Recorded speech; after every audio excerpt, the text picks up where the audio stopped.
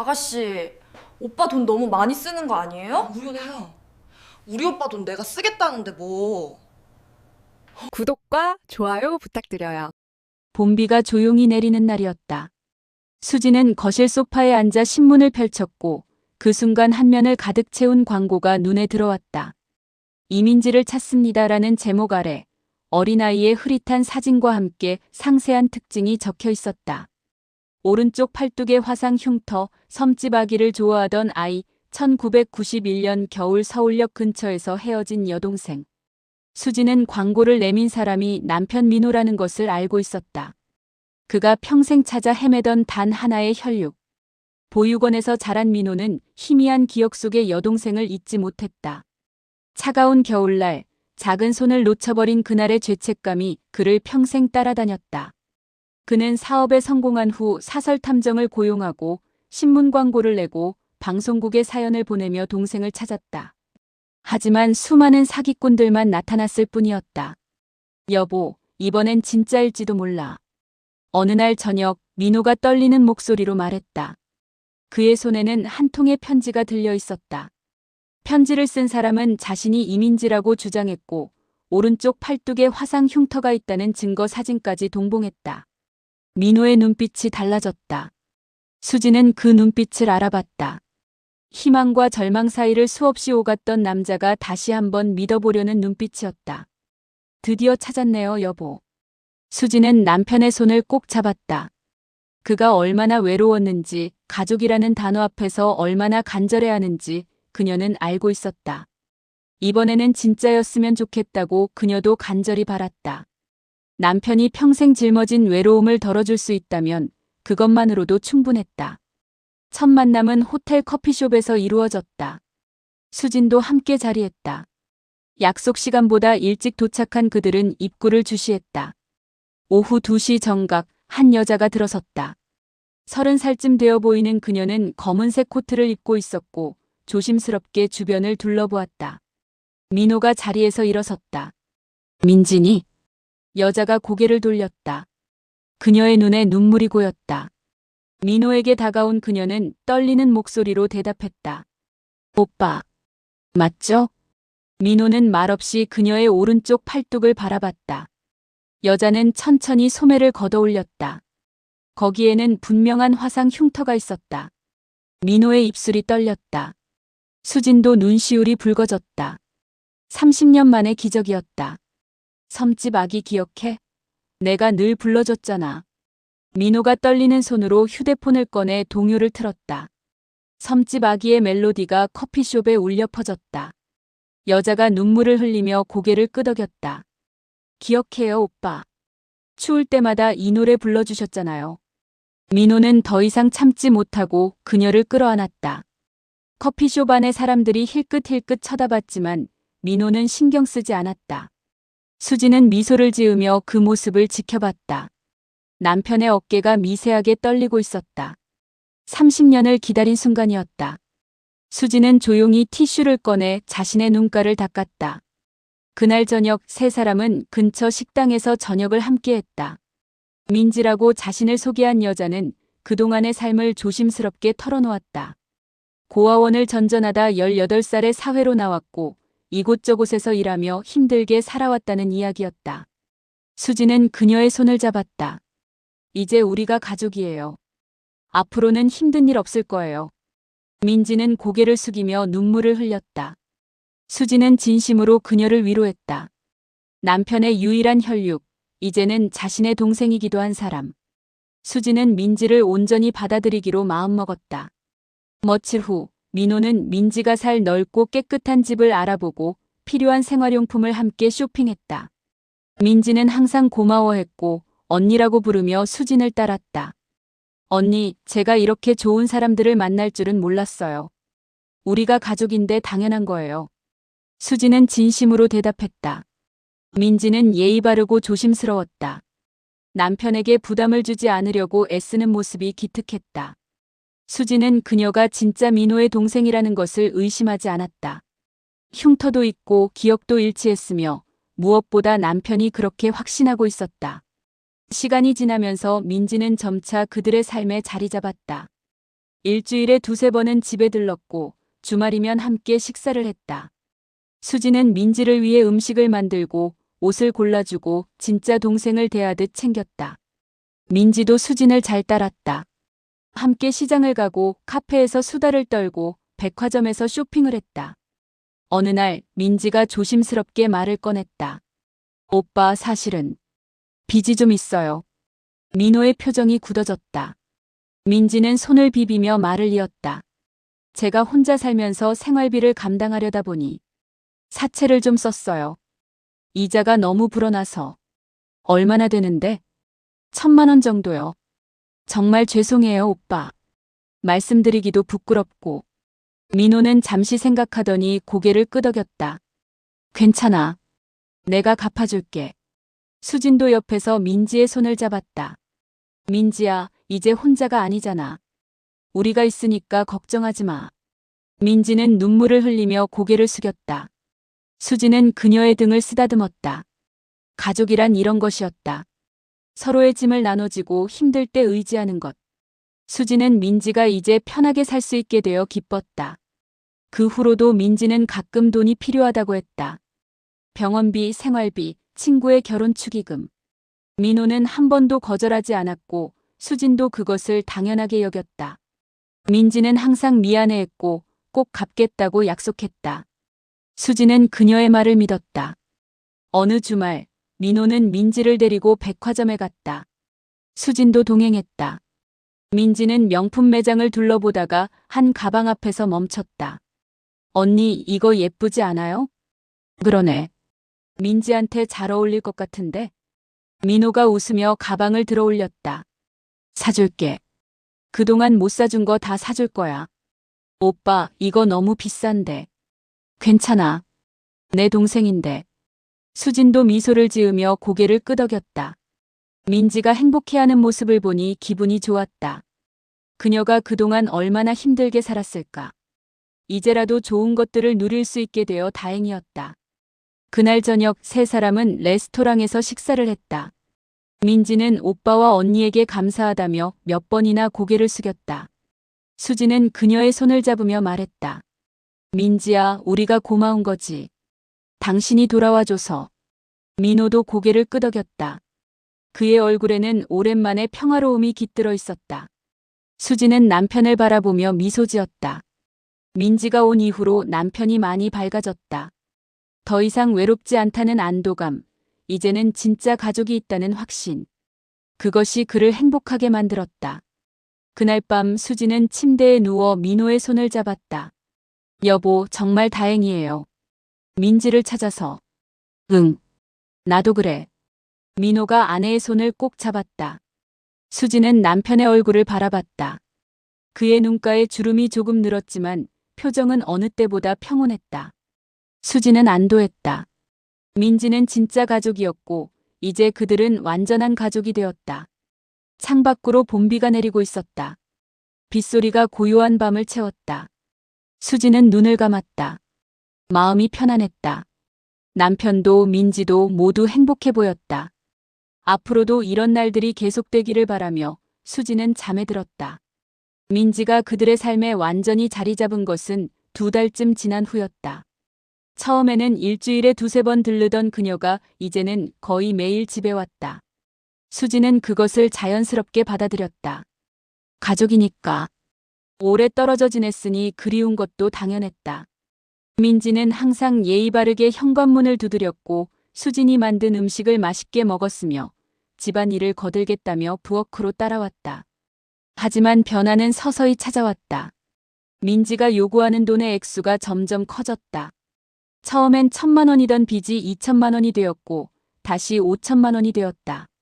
민호는 묵묵히 돈을 내주었다. 수진도 처음에는 아무 말하지 않았다. 민지가 그동안 힘들게 살았으니 어쩔 수 없는 일이라고 생각했다. 하지만 돈을 받은 다음 날이면 민지는 새 옷을 입고 나타났고 명품 가방을 들고 있었다. 빚을 갚았다면서도 여전히 돈이 필요하다고 했다. 어느 날 오후 수지는 거실에서 민지와 차를 마시고 있었다. 민지는 새로 산 팔찌를 만지작거리며 말했다. 그 팔찌는 백화점에서 본 것과 똑같았다. 가격이 600만 원이던 제품. 수지는 그것을 기억했지만 아무 말도 하지 않았다. 민지는 계속 팔찌를 쓰다듬으며 미소를 지었다. 언니, 오빠가 정말 좋은 사람이에요. 그럼요. 당신 오빠니까. 민지는 고개를 끄덕였다. 하지만 그 표정이 예전과는 달라 보였다. 처음 만났을 때의 조심스러움은 사라지고 어딘가 익숙하고 편안한 태도가 자리 잡고 있었다. 수지는 그것을 당연한 변화라고 여겼다. 가족이 되었으니 편해지는 것도 자연스러운 일이었다. 언니도 참 복 받으셨어요. 이렇게 좋은 남편을 만나시고. 수지는 고개를 끄덕였다. 민지의 말투가 조금 이상했지만 딱히 뭐라고 할 만한 것은 아니었다. 그녀는 차를 한 모금 마셨다. 민지가 다시 입을 열었다. 근데 언니, 이 집 정말 크네요. 둘이서 살기엔 너무 큰 것 아니에요? 그런가요? 저희는 익숙해서. 나중에 아이 낳으면 딱 좋겠네요. 근데 언니 결혼한 지 꽤 됐죠? 민지의 목소리에는 묘한 뉘앙스가 섞여 있었다. 수지는 그것을 정확히 짚어낼 수 없었다. 그저 동생의 관심이라고 생각하며 넘어갔다. 민지는 자리에서 일어나며 말했다. 저 화장실 좀 다녀올게요. 수지는 고개를 끄덕였다. 민지가 복도로 사라진 후 수지는 테이블 위에 놓인 민지의 핸드백을 보았다. 가방이 반쯤 열려 있었고 안에서 영수증 몇 장이 삐져나와 있었다. 수지는 무심코 그것을 보았다. 호텔바, 고급 레스토랑, 명품 매장. 날짜는 모두 최근이었다. 액수도 상당했다. 한 장의 영수증에는 300만 원이 넘는 금액이 적혀 있었다. 수지는 손을 멈췄다. 민지가 빚을 갚는다고 했는데 이런 곳에서 돈을 쓰고 있었던 것일까? 그때 민지가 돌아왔다. 수지는 재빨리 시선을 거두었다. 민지는 아무것도 눈치채지 못한 듯 다시 자리에 앉았다. 수지는 아무 말도 하지 않았다. 혹시 오해일 수도 있었다. 민지에게도 나름의 사정이 있을 것이었다. 어쩌면 친구 결혼식이나 필요한 경조사비였을지도 몰랐다. 수지는 스스로를 타이르며 그 생각을 접었다. 하지만 그 후로 수지는 민지를 조금씩 다르게 보게 되었다. 의도한 것은 아니었다. 그저 자연스럽게 눈에 들어오는 것들이 있었다. 민지가 남편 앞에서만 수줍어하고 수진과 단둘이 있을 때는 말투가 달라지는 것. 집안의 물건들을 유심히 살피고 가격을 물어보는 것. 남편이 없을 때 수진에게 미묘하게 무례한 말을 던지는 것. 언니, 이 그릇 좋네요. 얼마 했어요? 글쎄요, 선물 받은 거라. 아, 선물이요? 부럽다. 나는 그런 거 받아본 적이 없어서. 민지의 말에는 가시가 숨어 있었다. 수지는 그것을 느꼈지만 무시했다. 그녀가 그동안 힘들게 살아서 그런 것이라고 이해하려 했다. 하지만 마음 한구석이 불편했다. 민지는 점점 더 자주 집안의 물건들에 대해 물었다. 그림은 누가 그린 것인지, 가구는 어디서 샀는지, 이 집의 시세는 얼마나 되는지. 수지는 그럴 때마다 대답했지만 점점 불편해졌다. 어느 날 저녁 민호와 수지는 서재에서 이야기를 나누고 있었다. 민호가 서류를 정리하던 중 수진이 조심스럽게 말을 꺼냈다. 여보, 민지한테 주는 돈이 좀 많은 것 같아요. 민호의 손이 멈췄다. 그는 서류에서 눈을 떼지 않은 채 대답했다. 무슨 말이야? 지금까지 거의 8천만 원이 넘었어요. 그런데 계속 돈이 필요하다고 하잖아요. 민호가 아내를 바라봤다. 그의 표정이 굳어져 있었다. 수지는 재빨리 말을 이었다. 오해하지 마세요. 그냥 좀 계획적으로 주면 어떨까 싶어서요. 한 번에 정리하는 게 낫지 않을까요? 민지도 자존심이 있어. 한꺼번에 받으면 부담스러워할 거야. 하지만 여보, 이렇게 계속. 수진아. 민호의 목소리가 차가워졌다. 내가 알아서 할게. 걱정하지 마. 수지는 더 이상 말하지 않았다. 남편의 눈빛이 예전과 달랐다. 민지에 관한 이야기만 나오면 그는 방어적이 되었다. 마치 수진이 민지를 공격하는 것처럼 느끼는 듯했다. 수지는 뭔가 잘못되어 가고 있다는 느낌을 받았지만 확신할 수 없었다. 남편과의 사이에 보이지 않는 벽이 생기는 것 같았다. 다음 날 수지는 친구 은혜를 만났다. 카페에 앉아 커피를 마시며 그동안의 일을 털어놓았다. 은혜는 조심스럽게 물었다. 근데 유전자 검사는 했어? 아니, 민호가 필요 없다고 해서. 수진아. 은혜가 수진의 손을 잡았다. 요즘 사기꾼들 진짜 많아. 신문에 그런 사례 자주 나오잖아. 잃어버린 가족 찾는다는 광고 보고 접근하는 사람들. 민지는 아닐 거야. 흉터도 있고 기억도 맞고. 그런 건 다 만들 수 있어. 요즘 세상에. 흉터는 일부러 만들 수도 있고 기억은 광고에 다 나와 있었잖아. 수지는 고개를 저었다. 은혜의 말을 믿고 싶지 않았다. 민지는 진짜 민호의 동생이었다. 그래야만 했다. 그렇지 않으면 남편이 받을 충격이 너무 클 것이었다. 은혜는 한숨을 쉬며 말했다. 그냥 조심해. 뭔가 이상하다 싶으면 꼭 확인해봐. 내가 나중에 후회하는 것보다 지금 확인하는 게 나아. 수지는 고개를 끄덕였지만 마음속으로는 은혜가 걱정이 과한 것이라고 생각했다. 집으로 돌아오는 길 수지는 계속 생각했다. 민지에 대한 의심이 조금씩 커지고 있었다. 하지만 그것을 인정하고 싶지 않았다. 만약 의심이 사실이라면 그것은 단순히 돈 문제가 아니었다. 남편의 평생 소원이 산산조각 나는 것이었다. 그날 밤 수지는 혼자 거실에 앉아 생각에 잠겼다. 민호는 늦게까지 서재에서 일을 하고 있었다. 수지는 창밖을 바라봤다. 도시의 불빛이 반짝이고 있었다. 그녀는 민지에 대해 생각했다. 처음 만났을 때의 떨림, 눈물, 진심으로 보였던 모든 것들. 하지만 지금은 뭔가 달랐다. 민지의 태도가 변했고 요구하는 것들이 많아졌다.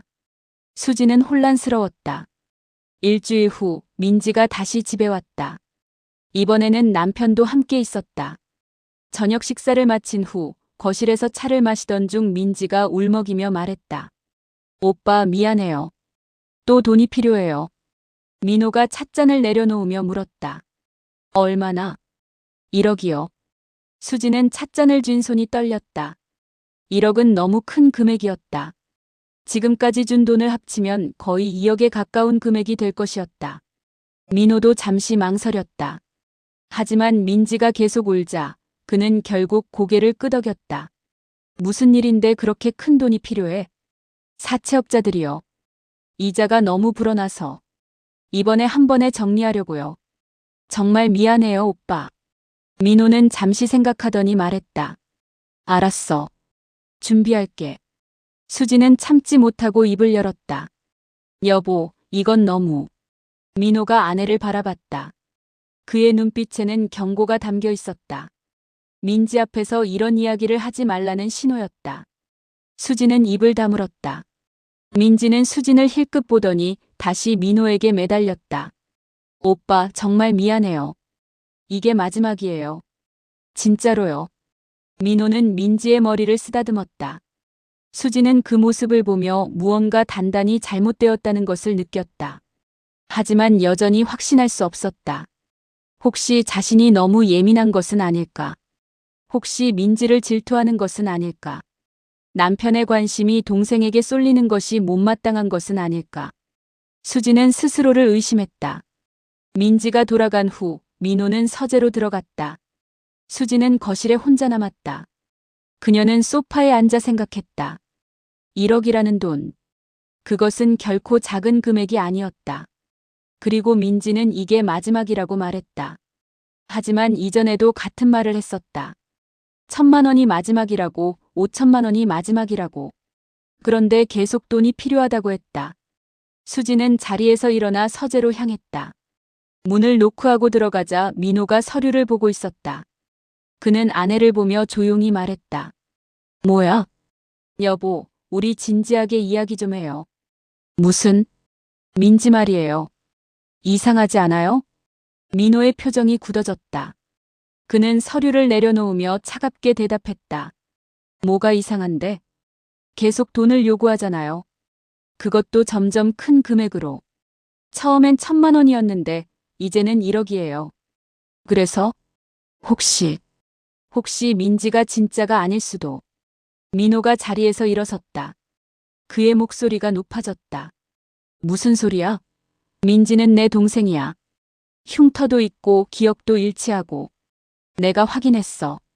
하지만 유전자 검사는 안 했잖아요. 수진아. 민호가 아내에게 다가왔다. 나 지금 실망했어. 내가 민지를 이렇게 볼 줄은 몰랐어. 수진은 남편의 눈을 바라봤다. 그 눈빛에는 배신감이 담겨 있었다. 마치 수진이 그를 배신한 것처럼. 수진은 한 발 물러섰다. 여보, 그게 아니라. 그럼 뭐야? 내 동생을 사기꾼 취급하는 거잖아. 저는 그냥 확인하자는 거예요. 유전자 검사만 하면. 됐어. 그런 말 다신 하지 마. 민호가 등을 돌렸다. 수진은 더 이상 말할 수 없었다. 남편과 자신 사이에 깊은 골이 생긴 것 같았다. 그녀는 조용히 서재를 나왔다. 그날 밤 수진은 잠을 이루지 못했다. 침대에 누워 천장을 바라보며 생각했다. 민지는 정말 민호의 동생일까? 아니면 정교한 사기꾼일까? 수진은 답을 찾을 수 없었다. 남편은 옆에서 등을 돌리고 누워 있었다. 그의 어깨가 긴장되어 있었다. 두 사람 사이에는 침묵만이 흘렀다. 창밖으로 밤바람이 불어왔다. 수진은 눈을 감았다. 마음속에는 의심과 불안이 자리 잡고 있었다. 하지만 그것을 인정하는 순간 모든 것이 무너질 것 같았다. 남편과의 관계, 민지와의 관계, 그리고 이 가족이라는 것 전부가. 수진은 결심했다. 조금 더 지켜보기로. 조금 더 기다려보기로. 혹시 모를 진실을 마주하기 전에 확실한 증거가 필요했다. 하지만 그 증거를 어떻게 찾아야 할지는 알 수 없었다. 하지만 수진은 더 이상 참을 수 없었다. 남편과의 갈등은 점점 깊어졌고 민지에 대한 의심은 확신으로 변해가고 있었다. 하지만 남편 앞에서 더 이상 민지에 대해 말할 수 없었다. 그는 수진의 말을 듣지 않았다. 아니, 듣고 싶어 하지 않았다. 수진은 혼자서 진실을 찾아야 한다고 결심했다. 그날 아침 수진은 오랜 친구이자 사설탐정인 박 실장에게 전화를 걸었다. 박 실장은 예전에 민호의 회사에서 근무하다가 독립한 사람이었다. 신뢰할 수 있는 사람이었다. 수진은 조심스럽게 상황을 설명했다. 민지라는 사람에 대해 알아봐 주실 수 있을까요? 박 실장은 잠시 침묵하다가 대답했다. 사모님, 이런 조사는 민호 사장님께서 하시면. 제발요. 저 혼자서는 할 수가 없어요. 박 실장은 한숨을 쉬었다. 그는 수진의 간절함을 느낄 수 있었다. 결국 그는 조사를 시작하기로 했다. 수진은 민지의 사진과 알고 있는 정보들을 전달했다. 박 실장은 일주일 정도 시간이 필요하다고 했다. 그 일주일은 수진에게 지옥 같았다. 남편과는 제대로 대화하지 못했다. 민호는 여전히 차갑게 굴었고 수진은 죄책감과 불안감 사이에서 흔들렸다. 혹시 민지가 진짜라면 어떡하지? 그러면 남편에게 용서받을 수 있을까? 하지만 동시에 다른 생각도 들었다. 만약 민지가 가짜라면 남편이 받을 충격은 어떻게 감당할 것인가? 그리고 그날이 왔다. 토요일 저녁 민호는 민지를 위한 작은 파티를 열기로 했다. 민지의 31번째 생일이었다. 수지는 그것을 반대할 수 없었다. 집에는 몇몇 친척들과 민호의 친한 동료들이 초대되었다. 수지는 음식을 준비하고 집을 정리하고 모든 것을 완벽하게 만들었다. 겉으로는 아무렇지 않은 척했지만 속은 타들어가고 있었다. 파티가 시작되었다. 민지는 새로 산 드레스를 입고 나타났다. 그 드레스의 가격은 1,000만 원이 넘었다. 수지는 그것을 알고 있었다. 백화점에서 본 적이 있었다. 민지는 웃으며 사람들에게 인사했다. 민호는 그녀를 자랑스럽게 소개했다. 제 유일한 가족입니다. 30년 만에 찾은 소중한 동생이에요. 사람들은 박수를 쳤다. 감동적인 이야기라며 축하했다. 수지는 미소를 지었지만 그 미소는 진심이 아니었다. 그녀는 민지를 바라봤다. 민지도 수진을 봤다. 그 순간 민지의 입가에 미세한 미소가 떠올랐다. 그것은 승리의 미소였다. 수지는 온몸이 얼어붙는 것을 느꼈다. 파티가 한창 진행되던 중 수지는 화장실에 갔다. 복도 끝에 작은 화장실이었다. 그녀는 문을 닫고 변기 뚜껑을 덮은 채 앉았다. 잠시 쉬고 싶었다. 가면을 쓰고 웃는 것이 너무 힘들었다. 그녀는 눈을 감고 심호흡을 했다. 그때 화장실 문이 열리는 소리가 들렸다. 누군가 들어왔다. 수지는 숨을 죽였다. 칸 밖에서 하이힐 소리가 들렸다. 민지였다. 수지는 본능적으로 움직이지 않았다. 민지는 세면대 앞에 섰다. 가방을 뒤적이는 소리가 들렸다. 그리고 전화를 거는 소리. 여보세요? 엄마. 수진의 심장이 멈췄다. 엄마. 민지의 부모는 돌아가셨다고 했다. 수지는 숨을 참았다. 민지의 목소리가 이어졌다. 아, 엄마. 좀 기다려봐. 이 호구 새끼가 이번 달에 건물 하나 명에 넘겨준다고 했다니까. 수지는 온몸이 얼어붙었다. 호구 새끼. 그것은 민호를 말하는 것이었다. 민지의 목소리는 계속 이어졌다. 그 목소리에는 예의도 조심스러움도 없었다. 오직 냉소와 탐욕만이 가득했다. 아빠 도박 빚은 그걸로 갚아줄 테니까 조용히 좀 있어. 걸리면 다 끝장이야. 알았지? 잠깐의 침묵. 민지가 한숨을 쉬는 소리가 들렸다. 그래, 알았어. 건물명에 넘어오면 바로 연락할게. 그때까지 절대 연락하지 마. 특히 아빠 술 먹고 전화하지 못하게 해. 진짜 걸리면 우리 다 죽어. 민지가 전화를 끊었다. 수지는 칸 안에서 몸을 움직이지 못했다. 손이 떨렸다. 입술도 떨렸다. 머릿속이 하얗게 비었다. 민지는 세면대에서 물소리를 내더니 화장을 고치는 듯 했다. 그리고 중얼거렸다. 에휴, 좀만 더 참자. 건물만 받으면 끝이야. 민지가 화장실을 나갔다. 문이 닫히는 소리가 들렸다. 수지는 그제야 숨을 내쉬었다. 온몸에서 힘이 빠졌다. 그녀는 떨리는 손으로 화장실 칸문을 열고 나왔다. 거울 앞에 선 그녀의 얼굴은 창백했다. 눈에는 눈물이 고여 있었다. 수지는 세면대를 붙잡고 서 있었다. 민지는 사기꾼이었다. 처음부터 계획된 사기였다. 민호를 호구라고 불렀다. 건물을 노리고 있었다. 부모는 살아 있었고 아버지는 도박 빚이 있었다. 모든 것이 거짓이었다. 수지는 울음이 터져나올 것 같았다. 하지만 참았다. 지금 울 수는 없었다. 거울 속의 자신을 바라보며 수지는 다짐했다. 반드시 민지를 무너뜨리겠다. 남편을 지키겠다. 이 가족을 지키겠다. 수지는 얼굴에 찬물을 끼얹었다.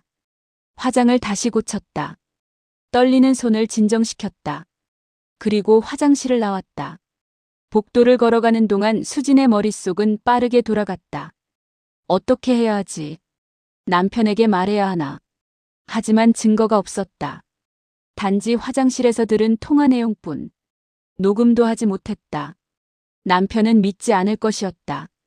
거실로 돌아왔다. 파티는 여전히 진행 중이었다. 민지는 사람들 사이에서 웃고 있었다. 민호 옆에 서서 그의 팔을 잡고 있었다. 행복한 남매처럼 보였다. 수지는 그 모습을 보며 분노가 치밀어 올랐다. 하지만 표정을 관리했다. 아직은 때가 아니었다.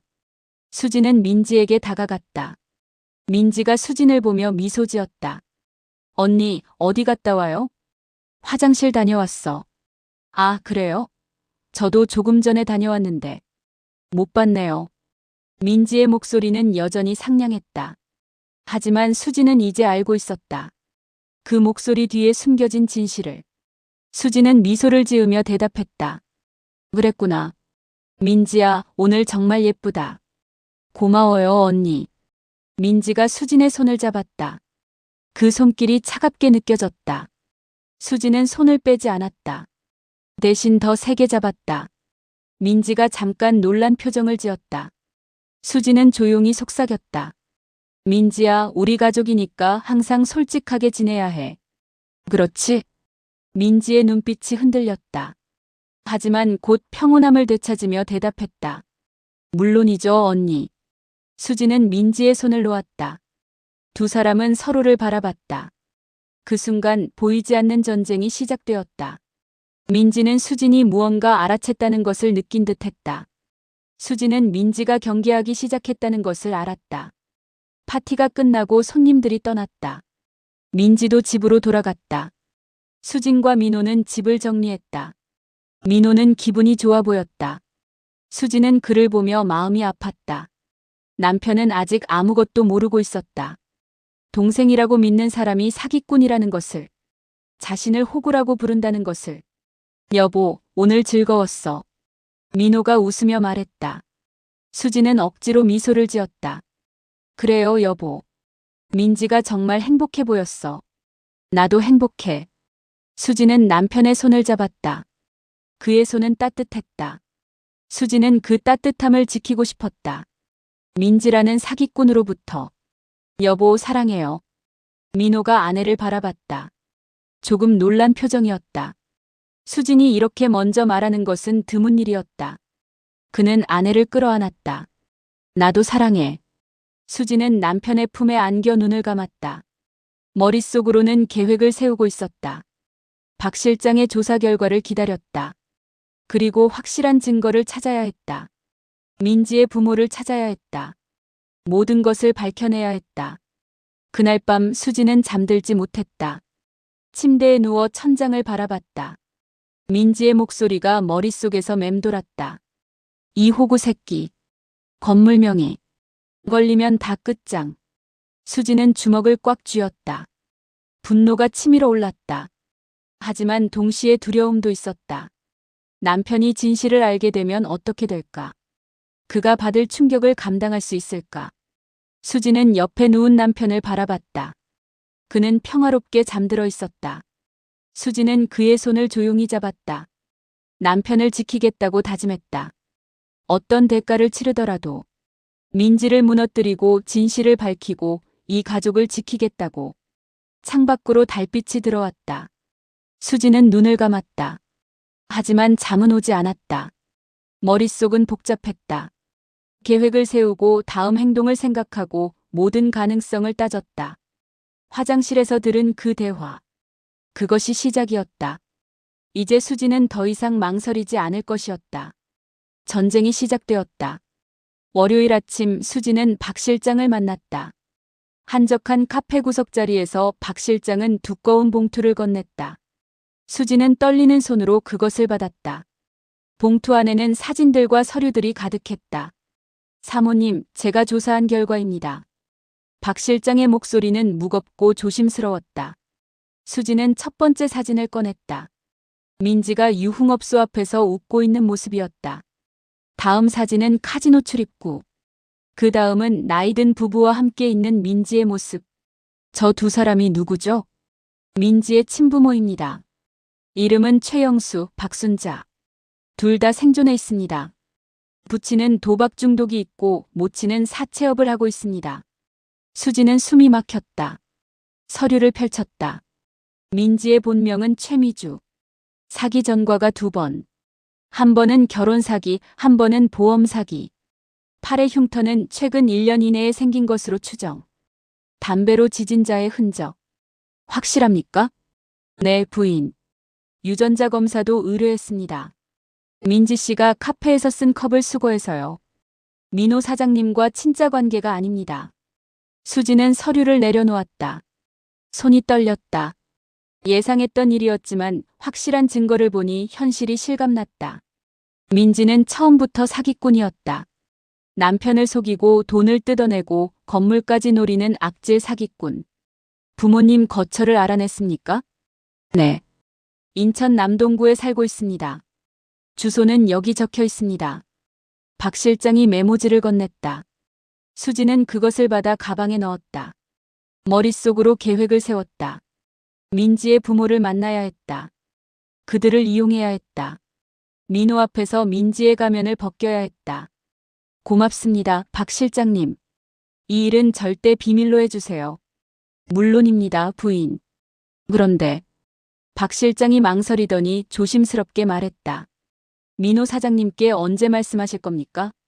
보죠. 하지만 확실한 방법으로 해야 해요. 말로만 하면 믿지 않을 테니까.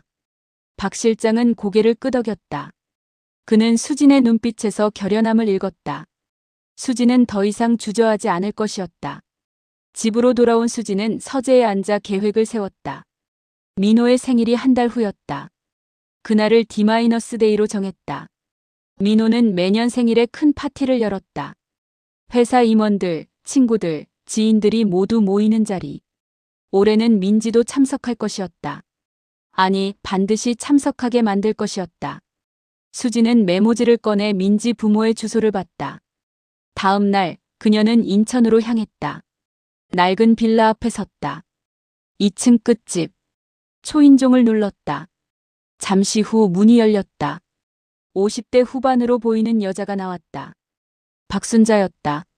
누구세요? 안녕하세요. 최미주 씨 어머니시죠? 여자의 표정이 굳어졌다. 경계하는 눈빛이었다. 미주를 어떻게 아시는데요? 저는 이민호 씨의 아내입니다. 민호가 동생이라고 믿고 있는 그 미주 씨요. 박순자의 얼굴이 창백해졌다. 그녀는 재빨리 주변을 둘러보더니 수진을 안으로 끌어들였다.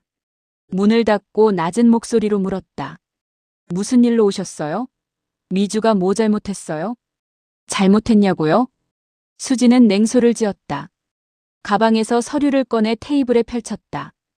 이게 뭔지 아시죠? 사기 전과 기록이에요. 그리고 이건 유전자 검사 결과. 미주 씨는 제 남편의 동생이 아닙니다. 박순자는 서류를 보며 입술을 깨물었다. 그녀는 변명하지 않았다. 이미 들킨 것을 알고 있었다. 수지는 계속 말했다. 지금 당장 경찰에 신고할 수도 있어요. 사기죄로요. 하지만 저는 다른 제안을 하려고 왔어요. 무슨 제안? 제 남편 생일 파티에 오세요. 두 분 다요. 박순자가 눈을 크게 떴다. 미쳤어요? 거기 가면 다 들통나잖아요. 그게 제 목적이에요. 수진의 목소리는 차갑고 단호했다. 박순자는 수진을 빤히 쳐다봤다. 수진은 가방에서 수표를 꺼냈다. 5천만 원. 이건 성금이에요. 파티에 와서 미주를 딸이라고 부르기만 하면 돼요. 그 자리에서 진실이 밝혀지면 나머지 5천만 원을 드리겠어요. 1억이요? 박순자의 눈빛이 변했다. 탐욕이 스며들었다. 수지는 그것을 놓치지 않았다. 네. 딸의 도박 빚 갚기에 충분하겠죠? 아니, 남편분 빚도 갚고 남을 거예요. 박순자는 망설였다. 하지만 1억이라는 돈은 거부하기 어려웠다. 그녀는 결국 고개를 끄덕였다. 알았어요. 하겠어요. 좋아요. 날짜는 다음 달 15일 토요일 저녁 7시.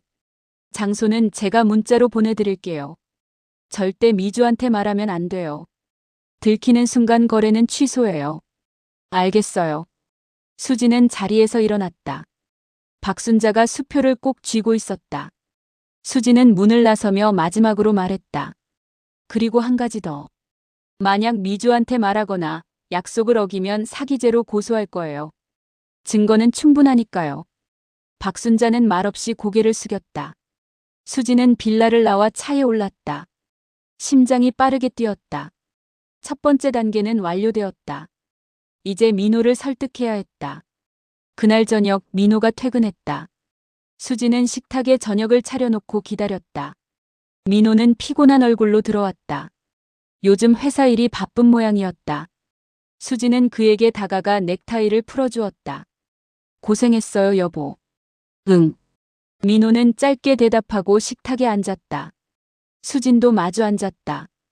두 사람은 조용히 식사를 했다. 한동안 침묵이 흘렀다. 수진이 먼저 입을 열었다. 여보, 생일 파티 이번에 크게 하는 거 어때요? 민호가 고개를 들었다. 생일 파티? 네. 호텔 연회장 빌려서 제대로 하는 거예요. 임원들이랑 친구들 다 초대하고. 왜 갑자기? 그냥.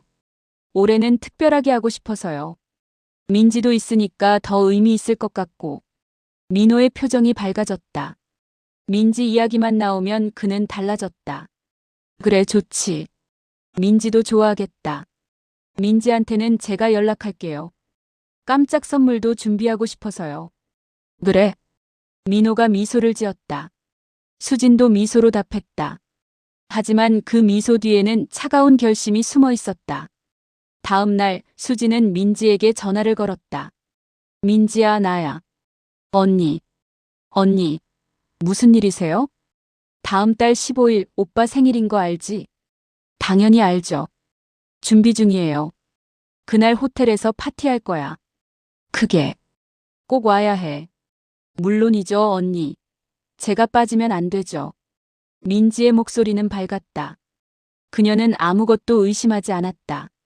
수지는 전화를 끊고 창밖을 바라봤다. 모든 준비가 끝났다. 이제 그날만 기다리면 됐다. 한 달이 빠르게 지나갔다. 수지는 완벽하게 파티를 준비했다. 호텔 연회장을 예약하고 음식을 주문하고 손님 명단을 정리했다. 민호는 아무것도 모른 채 기대에 부풀어 있었다. 민지도 자주 집에 와서 파티 이야기를 했다. 언니, 저 그날 뭐 입을까요? 드레스 새로 살까? 그래, 예쁜 거 사. 오빠한테 부탁해봐. 민지는 기뻐하며 민호에게 갔다. 민호는 또 카드를 건넸다. 수지는 그 모습을 보며 주먹을 쥐었다. 조금만 더 참으면 된다. 파티 전날 밤 수지는 박순자에게 마지막 문자를 보냈다. 내일 저녁 7시. 잊지 마세요. 시간 맞춰 오시면 됩니다. 답장이 왔다. 알겠습니다. 수지는 휴대폰을 내려놓았다. 민호가 옆에서 잠들어 있었다. 그의 평화로운 얼굴을 보며 수지는 마음이 아팠다. 내일이면 그의 세계가 무너질 것이었다. 하지만 어쩔 수 없었다. 진실은 밝혀져야 했다. 여보, 미안해요. 하지만 이게 맞는 일이에요. 수지는 남편의 손을 잡았다. 그리고 눈을 감았다. 내일이면 모든 것이 끝날 것이었다. 민지의 가면이 벗겨질 것이고 진실이 드러날 것이고 정의가 실현될 것이었다. 수지는 그것을 믿었다. 파티가 열리는 날 하늘은 맑았다. 수지는 이른 아침부터 일어나 창밖을 바라봤다. 도시는 평온했다. 사람들은 각자의 삶을 살고 있었다. 하지만 수진의 가슴은 폭풍우가 몰아치고 있었다. 오늘이면 모든 것이 끝날 것이었다. 진실이 드러나고 거짓이 무너지고 정의가 실현될 것이었다. 민호는 평소보다 일찍 일어났다. 생일이라 기분이 좋은 모양이었다. 그는 거울 앞에서 넥타이를 매며 말했다. 오늘 민지가 뭘 준비했을까? 수지는 커피를 내리며 대답했다. 곧 알게 되겠죠. 민호는 아내의 목소리에서 무언가 이상함을 느낀 듯했다. 하지만 묻지 않았다. 그는 출근 준비를 하고 집을 나섰다. 수지는 혼자 남아 마지막 점검을 했다. 박순자에게 문자를 보냈다. 답장이 왔다. 준비되었다고. 수지는 긴 숨을 내쉬었다. 오후가 되자 수지는 미용실에 갔다. 머리를 손질하고 화장을 했다. 거울 속의 자신은 평온해 보였다. 하지만 내면은 달랐다. 긴장과 불안, 그리고 묘한 해방감이 뒤섞여 있었다. 오늘 밤이면 모든 것이 끝난다. 그 생각이 그녀를 지탱했다. 저녁 6시 수지는 호텔 연회장에 도착했다. 넓은 홀은 이미 준비가 완료되어 있었다. 샹들리에가 반짝이고 테이블마다 꽃이 놓여 있었다. 무대에는 스크린이 설치되어 있었다. 수지는 그 스크린을 보며 미소를 지었다. 저기에 진실이 펼쳐질 것이었다. 손님들이 하나둘 도착하기 시작했다. 민호의 회사 임원들, 친구들, 지인들. 모두가 밝은 얼굴로 축하 인사를 건넸다. 민호는 입구에서 그들을 맞이하며 웃었다. 수진도 옆에서 미소를 지었다. 완벽한 파티였다. 아직까지는. 7시 정각 민지가 도착했다. 그녀는 화려한 드레스를 입고 있었다. 목에는 다이아몬드 목걸이가 빛났다. 수지는 그 목걸이가 3천만 원짜리라는 것을 알고 있었다. 민지는 민호에게 다가가 포옹했다. 오빠 생일 축하해요. 고마워, 민지야. 민지는 수진을 보며 미소를 지었다. 그 미소에는 여전히 가식이 가득했다. 수진도 미소로 답했다. 하지만 그녀의 눈빛은 차갑고 날카로웠다. 민지는 순간 불안한 표정을 지었다. 하지만 곧 평온함을 되찾고 홀 안으로 들어갔다. 파티가 시작되었다. 음식이 나오고 샴페인이 따라졌다. 사람들은 담소를 나누며 즐거운 시간을 보냈다. 민호는 친구들 사이에서 웃고 있었다. 민지도 사람들과 이야기하며 사교적인 모습을 보였다. 모든 것이 평화로웠다. 폭풍 전의 고요함처럼. 8시가 되자 수지는 무대로 올라갔다. 마이크를 잡고 사람들의 시선을 모았다. 여러분, 오늘 이렇게 제 남편의 생일을 축하하기 위해 와주셔서 감사합니다. 박수 소리가 울렸다. 수지는 계속 말했다.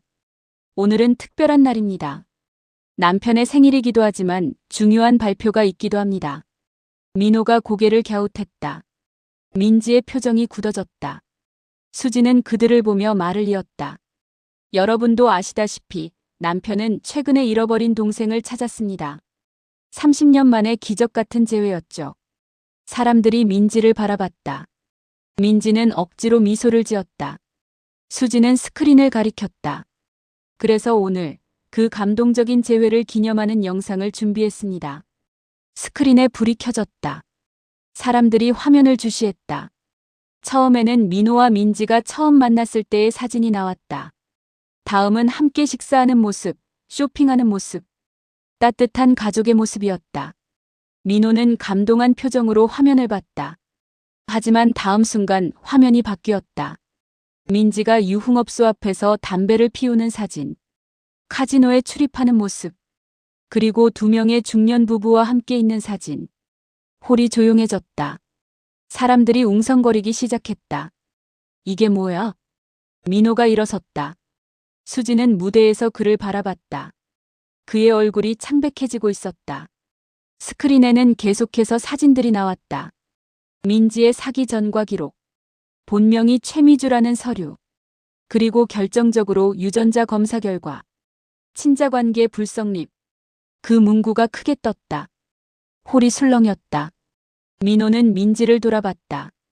민지는 창백한 얼굴로 서 있었다. 그녀의 입술이 떨렸다. 오빠, 이게 무슨... 설명해봐. 이게 뭐야? 민호의 목소리가 떨렸다. 분노보다는 배신감이 가득했다. 민지는 말을 잇지 못했다. 그때 홀 입구에서 소란이 일었다. 2명의 중년 부부가 들어왔다. 최영수와 박순자였다. 미주야. 박순자가 소리쳤다. 홀이 조용해졌다. 모든 시선이 그들에게 쏠렸다. 민지는 얼어붙은 듯 움직이지 못했다. 박순자가 민지에게 다가왔다. 엄마가 왔다, 딸. 여기서 뭐하고 있니? 민호가 비틀거렸다. 수진이 무대에서 내려와 그를 붙잡았다. 민호는 아내를 밀쳐내고 민지에게 다가갔다. 이게 무슨 소리야? 내 부모는 돌아가셨다고 했잖아. 민지는 눈물을 흘리며 고개를 저었다. 하지만 변명은 나오지 않았다. 최영수가 앞으로 나섰다. 돌아가셨다고? 우리가 여기 멀쩡히 살아있는데? 민호는 그 자리에 주저앉았다. 모든 것이 거짓이었다. 흉터도 기억도 눈물도. 전부 계획된 사기였다. 30년을 기다린 재회는 환상이었고 유일한 가족은 허상이었다. 민호의 눈에서 눈물이 흘렀다. 민지는 마침내 본색을 드러냈다. 그녀는 눈물을 닦고 차가운 표정으로 변했다. 그래, 다 사기였어. 만족해? 홀이 술렁였다. 민지는 수진을 노려봤다. 당신이 다 꾸민 거지. 대단하네, 정말. 내가 먼저 시작한 일이야. 수진의 목소리는 차갑고 단호했다. 민지는 비웃으며 말했다. 어차피 이미 받을 건 다 받았어. 건물 명의는 아직 못 받았지만 그래도 2억은 건졌으니까. 민호가 고개를 들었다. 그의 눈빛에는 깊은 상처가 담겨 있었다. 민지는 그를 보며 마지막으로 말했다. 미안하지도 않아. 당신이 멍청했던 거야. 핏줄이라는 환상에 취해서. 경찰이 들어왔다. 수진이 미리 연락해둔 것이었다. 민지는 체포되었다. 그녀의 부모도 공범으로 연행되었다. 홀은 혼란스러웠다. 손님들은 웅성거렸고 일부는 조용히 자리를 떴다. 파티는 끝났다. 수진은 민호에게 다가갔다. 그는 여전히 바닥에 주저앉아 있었다. 수진이 그의 어깨에 손을 얹었다. 여보, 왜 미리 말하지 않았어? 민호의 목소리는 떨렸다. 수진은 무릎을 꿇고 그와 눈을 맞췄다. 말했으면 믿지 않았잖아요. 당신 눈으로 직접 봐야 했어요. 그래도 이렇게까지 민호는 말을 잇지 못했다. 수지는 그를 안았다. 민호는 아내의 품에서 조용히 울었다. 30년을 기다린 꿈이 산산조각난 순간이었다. 며칠이 지났다. 민지는 사기죄로 구속되었다. 언론에서는 이 사건을 크게 보도했다. 민호는 집에서 나오지 않았다. 그는 서재에 틀어박혀 아무도 만나지 않았다. 수지는 그를 내버려뒀다. 시간이 필요하다는 것을 알았다. 일주일 후 민호가 서재에서 나왔다. 그는 여위어 보였지만 눈빛은 조금 달라져 있었다. 수지는 거실 소파에 앉아 책을 읽고 있었다. 민호가 옆에 앉았다. 미안해. 수진이 책을 내려놓았다. 왜요? 내가 너무 맹목적이었어. 내 말을 듣지 않았고 의심했어야 할 때 믿었어. 수지는 남편의 손을 잡았다. 당신 잘못이 아니에요. 가족을 그리워하는 게 잘못인가요? 하지만 당신은 속은 거예요. 그게 다예요. 민호는 아내의 손을 꼭 쥐었다. 수지는 그를 바라보며 조용히 말했다. 여보, 당신한테 가족이 없는 게 아니에요. 뭐? 수지는 민호의 손을 자신의 배 위에 올려놓았다. 민호의 눈이 커졌다. 임신했어요. 2달. 민호는 말을 잃었다. 눈에서 눈물이 흘렀다. 하지만 이번에는 슬픔의 눈물이 아니었다. 수지는 미소를 지었다. 우리에게 진짜 가족이 생기는 거예요. 혈연이라는 허상이 아니라 진짜 사랑으로 이어진 가족. 민호는 아내를 끌어안았다. 오랫동안 두 사람은 그렇게 앉아 있었다. 창밖으로 봄바람이 불어왔다. 새로운 계절이 시작되고 있었다. 그날 밤 수지는 창가에 서서 밤하늘을 바라봤다. 별들이 반짝이고 있었다. 그녀는 지난 몇 달을 되돌아봤다. 의심, 두려움, 분노, 그리고 결단. 모든 것이 이 순간을 위한 것이었다. 민지를 무너뜨리고 진실을 밝히고 남편을 지키는 것. 하지만 이제 수지는 깨달았다. 진짜 승리는 민지를 무너뜨린 것이 아니었다. 진짜 승리는 남편이 허상에서 깨어나 진실을 마주한 것이었다. 혈연이라는 집착에서 벗어나 진짜 사랑을 깨달은 것이었다. 수지는 배를 쓰다듬었다. 뱃속의 아이. 그것이 진짜 가족이었다. 핏줄로 이어진 관계가 아니라 사랑으로 선택한 관계. 민호는 이제 그것을 이해했다.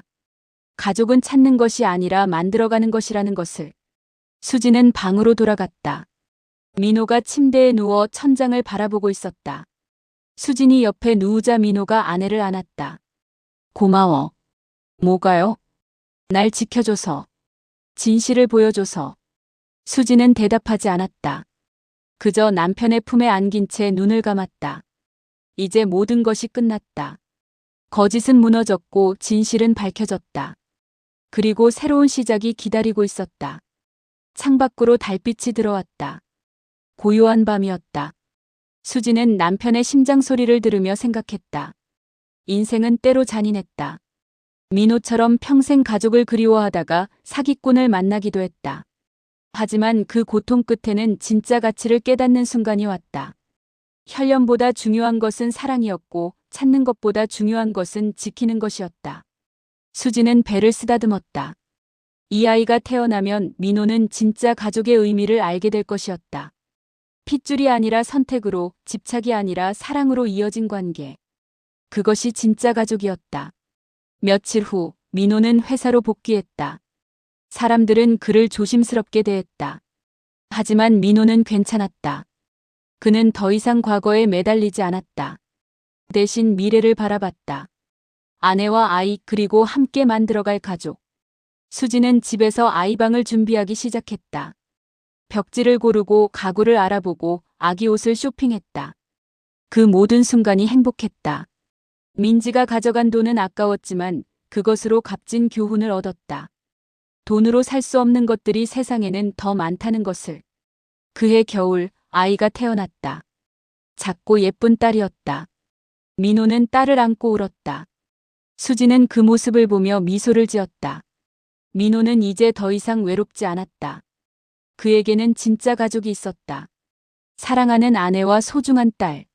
수지는 창밖을 바라봤다. 눈이 내리고 있었다. 하얀 눈이 세상을 덮었다. 모든 것이 새롭게 시작되는 것 같았다. 민지라는 악몽은 끝났고 새로운 꿈이 시작되었다. 그날 밤 수지는 일기를 썼다. 지난 일들을 되돌아보며 한 문장을 적었다. 가족은 혈연이 아니라 사랑으로 만들어진다. 그것이 이 모든 일이 남긴 교훈이었다. 수지는 일기장을 덮고 불을 껐다. 옆방에서 아기 울음소리가 들렸다. 민호가 달래는 소리도 들렸다. 수지는 미소를 지으며 일어났다. 이제 그녀의 가족이 기다리고 있었다. 진짜 가족이.